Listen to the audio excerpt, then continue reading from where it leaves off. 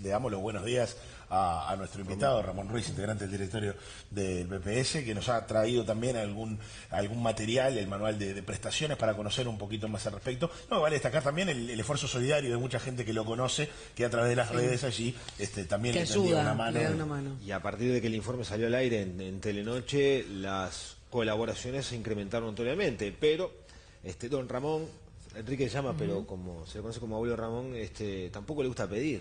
Claro. Y él quiere generar sus propios recursos.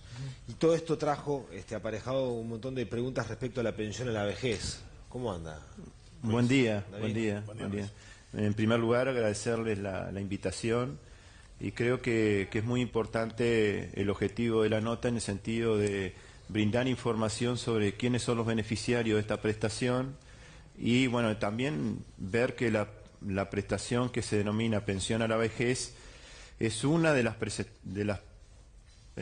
prestaciones que brinda el BPS. Nosotros tenemos dos tipos de prestaciones, una que son contributivas, que surgen a partir de, digamos, la persona genera el derecho a partir del trabajo y de cierta edad, eso está más conocido como jubilaciones, y después digamos, la gama que hay, o en el abanico que hay de prestaciones a través de pensiones, tenemos las pensiones por fallecimiento, o sea, cuando fallece uno de los cónyuges, el beneficiario viene a cobrar el 66% de lo que cobraba de jubilación el anterior, el fallecido. Pensiones por, digamos, sobrevivencia, que son, digamos, aquellas personas carentes de recursos, que no pudieron tener una pensión contributiva. Pensión por vejez y pensión por invalidez. La pensión por invalidez, por supuesto, hay que demostrar que la persona tiene un problema de salud que le impide trabajar, y la pensión por vejez se puede, digamos, tener derecho siempre y cuando se cumplan dos condicionantes. La primera es tener más de 70 años, esa sería la pensión por vejez, y la segunda, ser carente de recursos. No solamente la persona que no tenga ningún ingreso o que tenga un ingreso inferior a una pensión en este caso por vejez, sino que además sus familiares también Sí, el entorno. tengan digamos, no tengan posibilidad de cubrir las necesidades mínimas. Hoy la pensión, voy a decirlo exactamente porque si no puede dar, la pensión que hoy se cobra cuando inicia una persona ese beneficio, o sea, cuando el primer mes que cobra 9.444,53 pesos. Esa es la pensión, digamos, por vejez, y lo que cobra la persona cuando recibe esta prestación. Convengamos que, como decía al principio, no es una prestación que se logra a partir del trabajo, sino que es una ayuda del Estado para las personas que no lograron tener ninguna actividad, que no hicieron contribuciones a la seguridad social, y que bueno, que reciben esta pensión. Eso no tiene retención ninguna, eso es decir, es lo que cobra en mano. Sí, porque no es ningún subsidio de parte del BPS, sino que, por supuesto, tiene en este caso las retenciones que la persona adquiere con algún tipo de descuento, préstamo, esas lo que sea, ¿no? Que es muy común además. Pero tiene a su por lo bajo. disposición ese dinero. Ese dinero. Hay gente que cobra la pensión por vejez, que seguramente nos está escuchando y dice, no, pero yo estoy cobrando un poco más que eso. Y es porque se han ido aplicando ajustes diferenciales.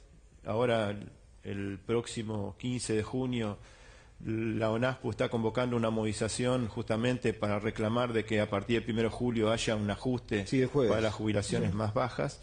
Y bueno, y producto de esos ajustes diferenciales hay algunas diferencias, aproximadamente unos 1.000 pesos más en algunos casos. Y bueno, y como ha habido gente que se ha jubilado después de los ajustes diferenciales, digamos, hay como varios montos, digamos, de dinero que perciben las personas, porque esa jubilación, esa pensión inicial se ha ido mejorando según la fecha en la que la persona se adquirió ese beneficio. Un pasivo que cobra la jubilación mínima, hablo de la jubilación mínima, no tiene derecho a la pensión a la vejez. No tiene derecho porque el criterio es que el BPS paga una sola prestación.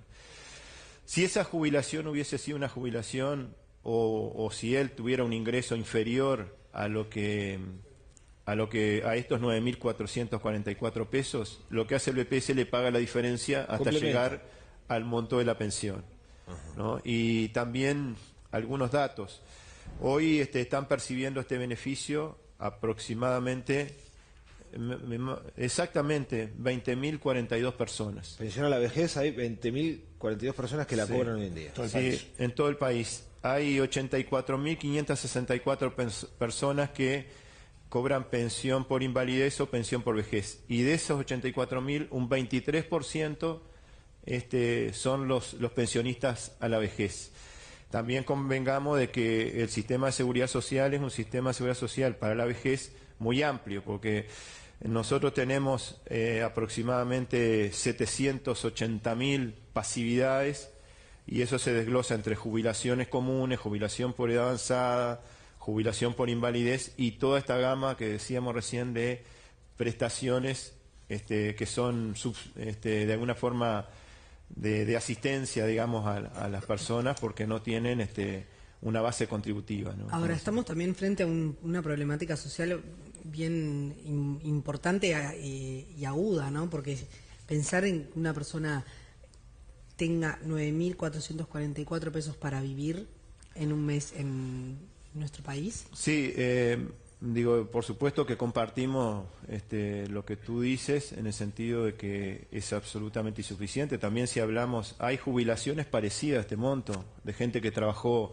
30 años o más de 30 años, que tuvo 60 años de edad y que llegó a cobrar una jubilación que prácticamente es lo que las personas que no contribuyeron están cobrando de pensión. O sea que el tema de la insuficiencia de las prestaciones es un tema que atraviesa todo el sistema de seguridad social y en el cual hay que seguir trabajando.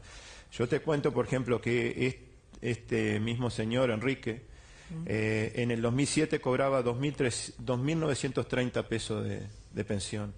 En el 2008 cobraba 3.310 pesos. En el 2009 cobraba 3.821 pesos, en el momento que iniciaba la pensión. Y producto justamente de los ajustes que se han ido dando durante estos años, inclusive en ese tiempo donde se arrancó con una base muy baja, digamos, en el 2004, imagínate, di datos del 2009, claro. Y digo, independientemente que por supuesto es insuficiente, lo que quiero decir es que... Independientemente también de que tampoco se le puede pedir, pensar que el BPS puede solucionar toda la problemática social, no iba a eso lo que yo el comentario, sino a lo profundo que es la problemática social en esa franja. Sin duda. Y respecto a lo que dice Sofi, complementándolo, se estudia caso a caso, ¿verdad? Porque ¿qué pasa si, por ejemplo, alguien se excede de lo que establece el protocolo, pero se excede en lo mínimo? Y, digamos, técnicamente está sufriendo, digamos, las mismas dificultades que... Sí, 50 pesos. Claro, Sí, que porque ahí, Sofi en su pregunta. pero más allá de eso está involucrado el entorno familiar también. Yo puedo no percibir absolutamente nada, pero si mi entorno familiar cercano o cobra determinada cantidad de montos, ya no tengo derecho también. ¿Cuánto es que tiene que percibir una familia mínimo para que una persona mayor de 70 años pueda cobrar la pensión en la vejez? En ese caso tenemos que tener en cuenta si las personas viven bajo el mismo techo o viven fuera del hogar, ¿no? O sea, tenemos familiares obligados que de repente conviven con las personas y otros que no conviven con la persona. Y se tienen en cuenta los ingresos en los dos casos. Claro. Por ejemplo, las personas que conviven con los topes, digamos, de las personas del solicitante, en el caso de aquellos que son cónyuges, estos topes son muy bajos. Seguro. También hacen de que, producto de que si una persona se pasa de esto, automáticamente digamos, el solicitante no tiene derecho a estas prestaciones, ¿no? En el caso del cónyuge son 12.646 pesos. En el caso de un hijo o un hermano esto en el caso de los solteros, ¿no? Hijos y hermanos, 8.431 pesos. Y gente que, digamos, que tiene que son hijos y hermanos casados, sin hijos, o casados con hijos, también tienen distintos topes. Pero pasa que para no entreverar, claro. pero le dejamos de todas formas acá todas los topes de cada uno de los... No, y quedan las vías de comunicación, allí está el teléfono 1997, también en la web de EPS seguramente se puede acceder a este material. La solicitud es personalizada, se tiene que realizar en el mismo banco. Sí, se tiene que realizar en el Banco de Previsión Social. También acá vamos a dejar, digamos, la persona tiene que concurrir con la cédula de identidad, ¿no? Simplemente con la cédula de identidad, y bueno, y hacer la solicitud. Cuando se otorga esta prestación, no se otorga en forma retroactiva, o sea, se otorga a partir del día en el que se resuelve la situación, claro. Porque muchas veces todo el proceso que lleva, digamos, a ver si la persona califica para estar en esa prestación, transcurre un tiempo.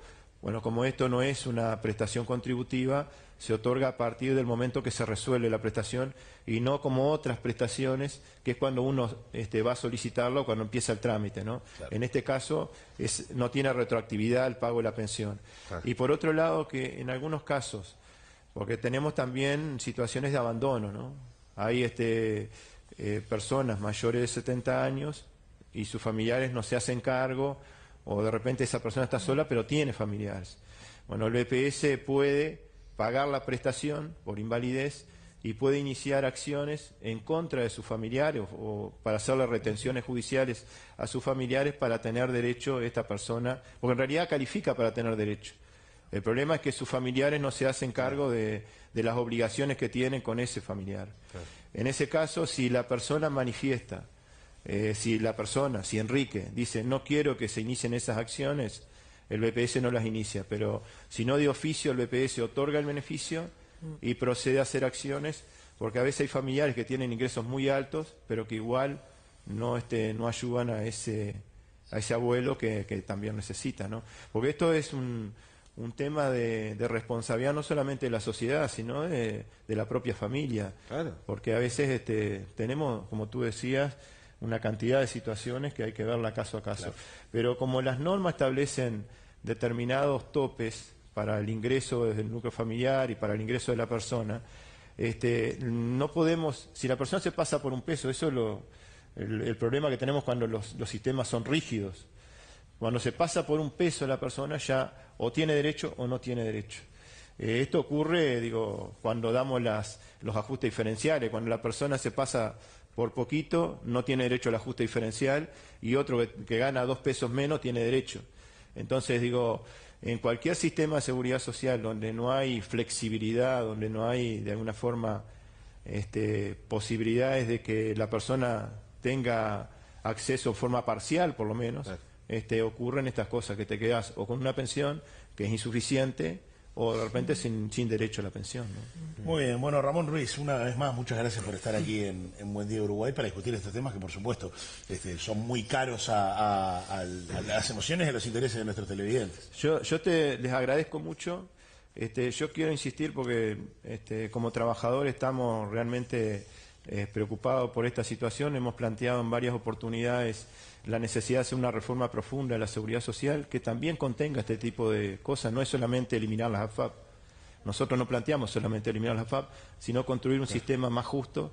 Y bueno, acá tengo un recibo de un jubilado que cobra por el BPS 11.271 pesos y 33 pesos por la FAP. Esto es también un tema que queremos discutir, además de que este jubilado que cobra 11.000 pesos cobra la jubilación mínima, claro, un poquito más de lo que cobra Enrique, ¿no?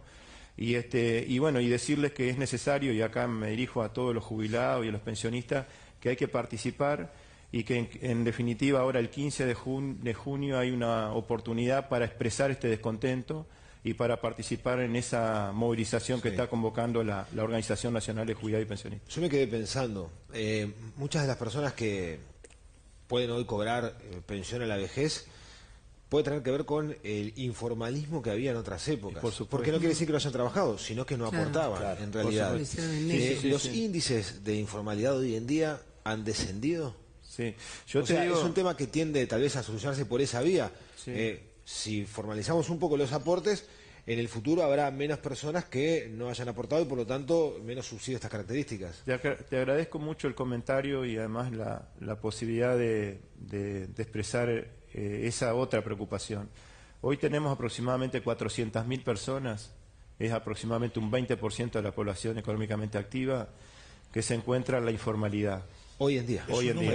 Es muy alto. No, muy Y alto. esas personas cuando cumplan 60 años, cuando cumplan 65, cuando cumplan 70, no van a tener años suficientes para jubilarse, digamos, por una jubilación común o una jubilación por edad avanzada. Entonces, estos 400.000 van a ser seguramente candidatos a venir a solicitar al EPS una pensión por invalidez, por vejez, perdón. Entonces, digo, ojalá que se trabaje mucho en el tema de la formalización, porque eso tiene que ver no solamente con que estas personas generen derecho, sino también con financiar el sistema Claro, de el seguridad aporte, social. el aporte es fundamental. Porque, digo, se habla mucho del financiamiento y de la edad de retiro, pero se habla poco de esto. Que si tenemos más Y mucho- pasivos que activos, se va a financiar. Y también del costo de los aportes, ¿no? Que tienen para las empresas, para los trabajadores, que son aportes altísimos, pero también responden a toda esa gente que no aporta. Sí. Y también te quiero decir que hay otra gente, otro núcleo que no es que esté en la informalidad, sino que no puede trabajar, que tiene que ver con las personas con discapacidad. Ahora hay una ley en el Parlamento que ya tiene media sanción en diputado y que la va a discutir el Senado, que le da más oportunidad de empleo a las personas con discapacidad. Si esas personas tienen posibilidad de empleo, no necesitan ir a pedir una pensión por invalidez al Banco de Previsión Social. En el futuro, si logramos que haya más inclusión de esas personas, también a la hora de jubilarse se van a jubilar por una jubilación común. El otro día en la Asociación Daimler Uruguay conocí a Juan. Es la primera vez que conozco a una persona con discapacidad que tiene una jubilación común. Tuvo la posibilidad de trabajar 31 años y se jubiló a los 61.